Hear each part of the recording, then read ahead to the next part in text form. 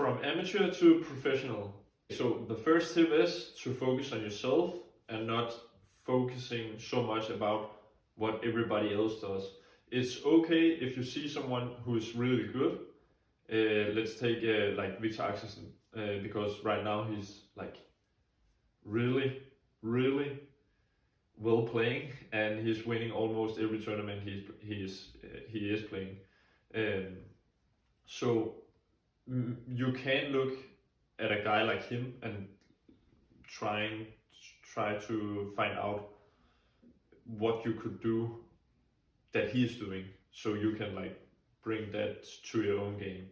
Okay, so what I meant by not focusing so much on what everybody else is doing is because sometimes it can take a lot of energy to think about what everybody else is doing, and then you forget to focus on like yourself, and that's like the main thing you should focus on. What can I do to be better? Okay, so if you're just thinking like, oh, he's doing this and that, and I'm just doing nothing, then do something. Not just sit and think about what everybody else is doing. You need to make your thoughts to a reaction, okay? Okay, so tip number 2 is to be concentrated while you are playing. And yeah, that sounds maybe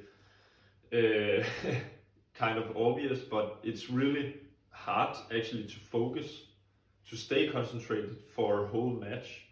So it's really important when you're practicing, like if you're a feeder, that it's not a break for you, that you're still 100% focused. Also, I know you're just feeding someone else, but it's really important that you're focused there, because in a match you cannot just play and not be concentrated. Okay, so let's say you're concentrating when you're a feeder and stuff like that, but how do you go from being unfocused to being focused, okay?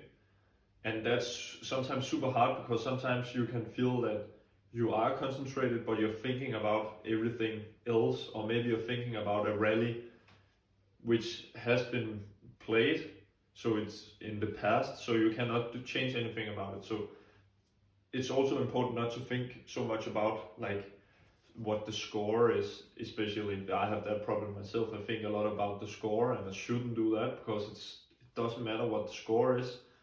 I just have to focus on what I should do instead of focusing on what the score is, because I cannot control the score unless I win the points. And how do I win the points? I win them by being focused on what I should do. Okay? So how I take my focus back to the game and what I should be thinking about is to breathe, actually. So I just focus on my breathing, and then I like, that's my start zero, then I can like restart myself.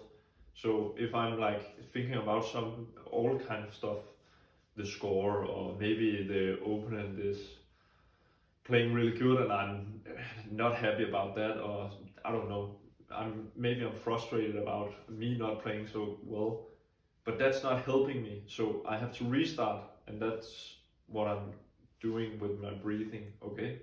So maybe you have something else you can play with on your arm, and then when you see it, it reminds you you have to focus, or something like that. Maybe a rubber band, I don't know. I was thinking about that in the start, but I've found some techniques which help me to refocus.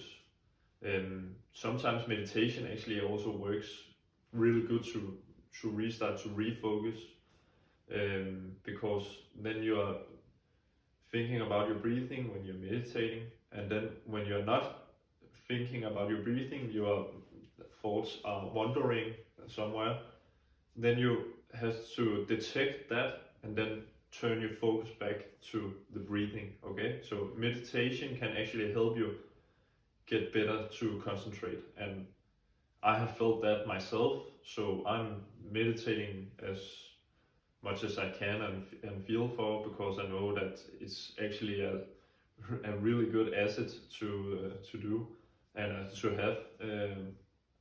So yeah, try it out, and if it's working, then it's just great. Okay, so tip number 3, and it's maybe the most important tip, that is to watch yourself play.